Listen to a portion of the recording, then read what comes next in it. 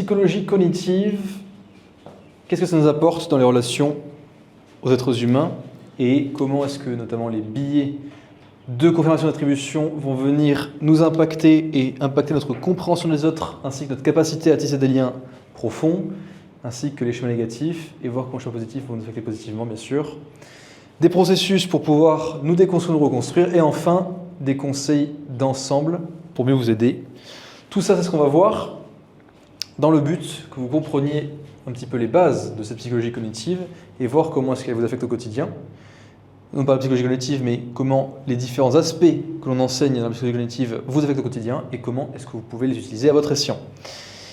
On va commencer avec le biais de confirmation. Je vais prendre notre stylo. Biais de confirmation, ça va correspondre à ces moments où on va faire en sorte de ne regarder, de l'observer, de ne chercher que des choses dans le comportement de l'autre qui vont correspondre à notre interprétation initiale de cette personne. Vous voyez, c'est comme si on est convaincu ou alors on pense réellement que notre partenaire nous trompe, alors on va chercher justement des éléments uniquement dans ce sens-là, c'est-à-dire que même un moindre truc, c'est-à-dire qu'elle peut arriver 15 minutes en retard du travail par rapport à habituellement, on va se dire oh, ça c'est bien la preuve qu'elle est partie voir quelqu'un d'autre, peu importe. Ça c'est la première chose. Ensuite on a le biais d'attribution qui lui, pour le coup, va être lié à la tendance qu'on a à attribuer les comportements des autres à des traits de caractère stables et notamment plutôt qu'à des circonstances externes. Vous voyez, donc c'est plutôt que de prendre en considération le fait que la personne a potentiellement passé une mauvaise journée quand elle s'énerve un petit peu contre nous, on va penser ah elle est irritée constamment, c'est lié à son caractère, etc. Donc attribution, comme on peut le comprendre, et confirmation, chercher à confirmer notre pensée, vous avez compris. Dans les deux cas, ces biais cognitifs vont nous desservir et on pourrait trouver des détracteurs qui diront non, mais pour ces fois où ces biais nous permettent de trouver justement la réponse un petit peu et en fait cette suspicion vient nous faire réaliser des choses qui sont réelles, on pourrait se dire ça, mais en réalité, si ce sont des biais cognitifs, avant tout, c'est que ça vient altérer la perception de ce qui est vrai en venant nous sortir d'une réflexion qu'on va considérer comme une réflexion scientifique. Scientifique dans quel sens? Ça veut dire remettre en question notre propre pensée. Parce que dans les deux cas, ça va être lié à une facilité de jugement qu'on va émettre par rapport à un autre individu. Sachant que ça ne serait pas pertinent pour nous, pourquoi est-ce qu'on le ferait pour d'autres? Vous voyez? Et donc le processus suivant qui va se mettre en place pour pouvoir nous aider à comprendre quand ça nous arrive, idée comme identification, faire en sorte d'observer notamment dans nos interactions avec autrui en connaissance de cause à quel moment est-ce que ça nous arrive. Donc comme ça on peut réussir à trouver ce qu'on appelle les activating events ou les triggers, les déclencheurs tout simplement. Ensuite on va venir faire en sorte de faire une critique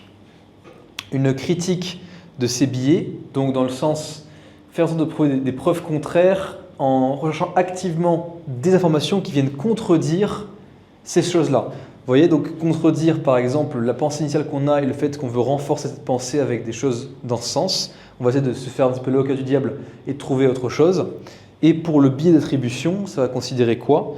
Considérer les traits de caractère ou alors les éléments dans ce qu'on appelle du comportement de la personne qui vont à l'opposé justement d'un trait de caractère qui serait global à sa personne plutôt que des circonstances atténuantes. Encore une fois, dans le but de mieux comprendre dans quel cas est-ce que notre ego, notre cerveau viennent nous mener un petit peu à notre perte, ou en tout cas dans une direction qui n'est pas bonne.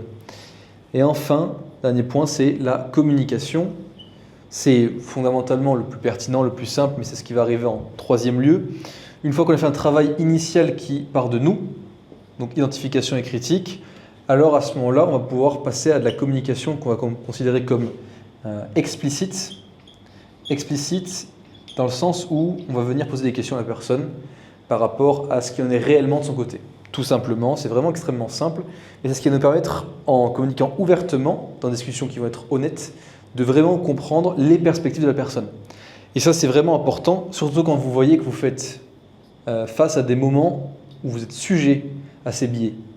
Il n'y a pas que ceux-là, bien sûr, mais ce sont deux biais qui sont quand même assez communs et qu'on va trouver chez des personnes qui sont blessées. Vous voyez ?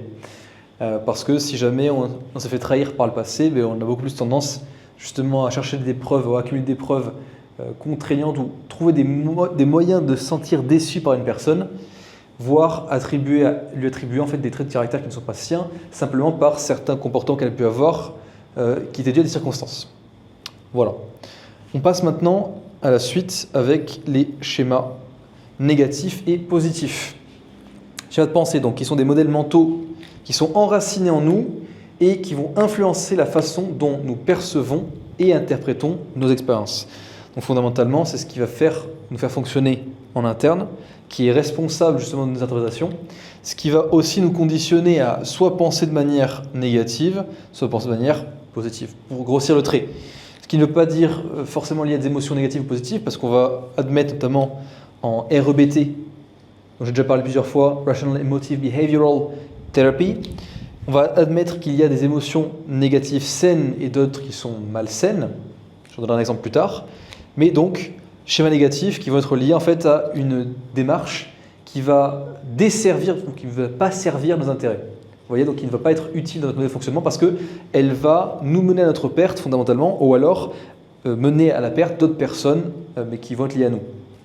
Vous voyez, dans le cadre des schémas négatifs, un exemple que je vais vous donner, c'est par exemple, je ne suis pas assez bien, je ne me suffis pas à moi-même, les autres me rejetteront. Là, c'est des exemples de schémas de pensée négatifs qui vont avoir un impact profond sur nous et dans nos relations, notamment liés à une faible estime de nous-mêmes, forcément qui peuvent être à l'origine donc, du coup de comportements déplacés à l'égard des autres, ce qu'on va considérer par exemple comme le people pleaser, qui va en fait être une personne qui va chercher à plaire à tout prix. Ça, on va trouver ça dans beaucoup d'entreprises où justement une personne va chercher à plaire à tout prix parce qu'elle a une faible estime d'elle-même qui est liée à un schéma négatif, comme on a pu le voir.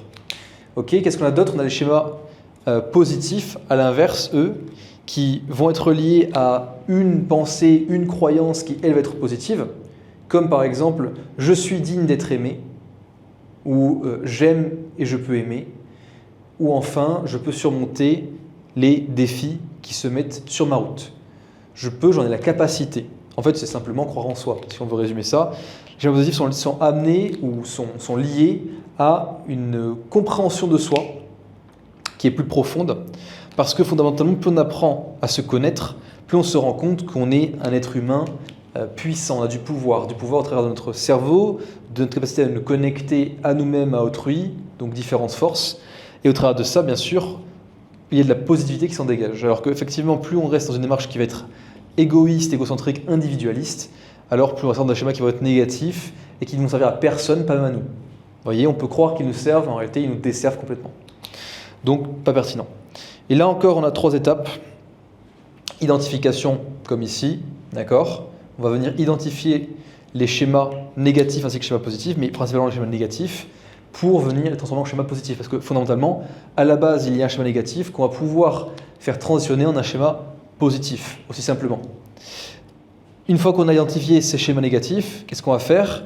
On va venir les restructurer. Et comment est-ce qu'on les restructure ? On va venir considérer l'existence de moments durant lesquels ces schémas négatifs qui vont nous conditionner se sont fait prouver le contraire. C'est-à-dire donc en fait, on pourrait dire des preuves à charge comme quoi ce n'est pas vrai, tout simplement. Schéma négatif, donc comme c'était par exemple le fait de ne pas pouvoir être aimé ou de ne pas mériter l'amour, on peut dire quelque chose comme ça. Ou alors je ne suis pas assez bien, voilà, plus simple, qui va être contrebalancé par le fait que l'on a des compétences dans certains domaines et qu'on a une capacité à faire certaines choses, donc on est assez bien et on a une marge de progression, on peut évoluer. Et dans cette démarche d'évolution, c'est là qu'on peut trouver le fait qu'on est assez bien et qu'on se rend assez bien. Ouh, je tombe malade. Là, vous voyez, j'ai même dit je tombe malade, c'est faux, je ne tombe pas malade. Parce que si je tombe malade, c'est un schéma négatif que je viens renforcer. Donc, ça c'est la deuxième chose. On va venir structurer tout ça, notamment en mettant ça en considération, en relativisant ça par rapport à des moments où ça s'est prouvé le contraire. Et enfin, un des éléments qui va être encore une fois capitaux, comme la communication ici, qui va vraiment nous apporter un bonus, c'est la pleine conscience, c'est le fait d'agir en pleine conscience. Parce que dès le moment où on agit en pleine conscience dans notre quotidien, à différents moments, on va voir ces pensées négatives disparaître. Parce que vous aurez remarqué qu'on ne peut pas avoir une pensée parasite qui intervient alors qu'on est pleinement concentré sur une tâche qui a du sens pour nous. Vous voyez ? Et c'est pour ça que je recommande par exemple grandement que de manger en pleine conscience et de s'efforcer de bien ressentir la nourriture pour faire en sorte de se sentir bien, d'apprécier le goût des aliments et d'être déconnecté justement de choses matérielles qui pourraient nous conditionner et conditionner nos schémas négatifs. Et on va finir donc avec les quelques recommandations, notamment la première super simple, le fait de tenir un journal, donc d'écrire le soir, de se vider un petit peu la tête, de parler de quelques situations du quotidien et de venir les décrire d'un point de vue aussi émotionnel, les émotions qui sont associées, tout simplement. Ensuite, on a la REBT dont j'ai parlé, qui va avoir un réel intérêt. Pour donner un exemple de compréhension de la REBT, on a deux émotions, toutes les deux négatives, une saine et une malsaine. La malsaine, ça va être la culpabilité, la saine, ça va être les remords. Dans quel sens ? La culpabilité, ça ne va nous faire du mal qu'à nous, le fait de se sentir coupable par rapport à quelque chose qu'on a fait. Là où les remords, c'est faire en sorte justement d'éprouver un petit peu de tristesse par rapport à des actions qu'on a pu faire, qui ont pu faire du mal à quelqu'un par exemple.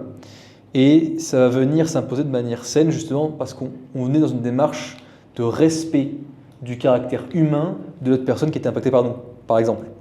Et donc là, pour le coup, ça va être sain, une émotion négative saine. Là, ce que je vous recommanderais, c'est soit de faire appel à un psychologue ou un psychanalyste qui est en capacité d'utiliser cette thérapie, qui est une thérapie de troisième vague qui va être relativement puissante et impactante, qui va nous obtenir des résultats vraiment intéressants pour venir travailler sur nous et guérir nos blessures.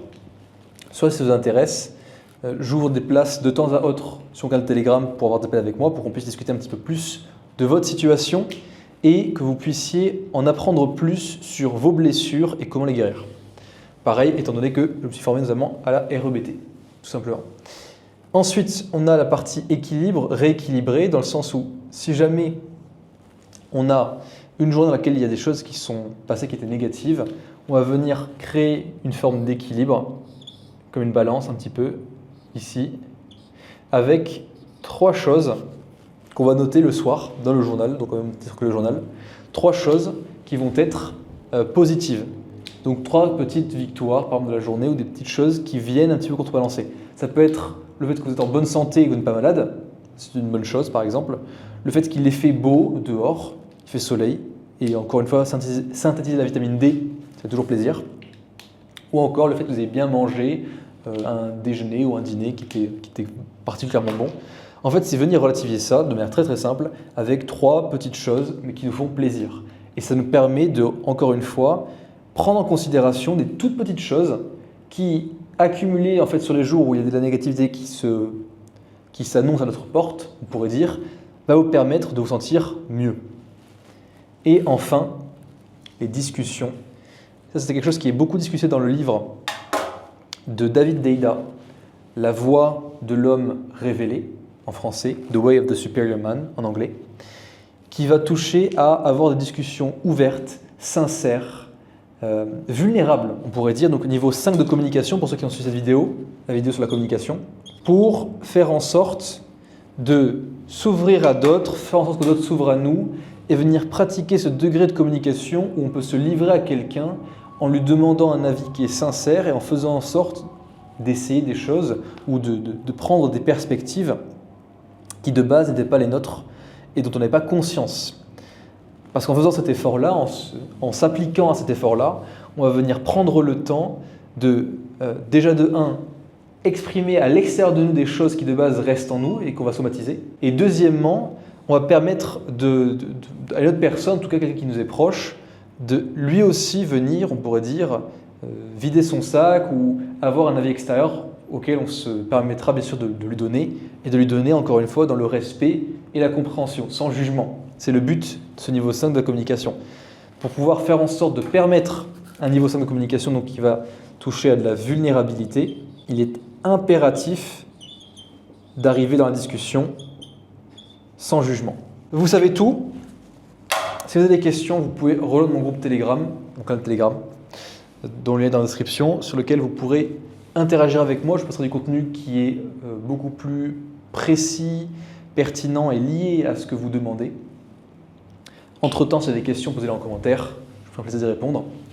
Et d'ici là, travaillez, travaillez, travaillez, ou comme dirait le camarade Lénine, camarade à l'époque de l'URSS, uchitsa yeshoras uchitsa, ce qui veut dire étudier, étudier, et encore une fois, étudier.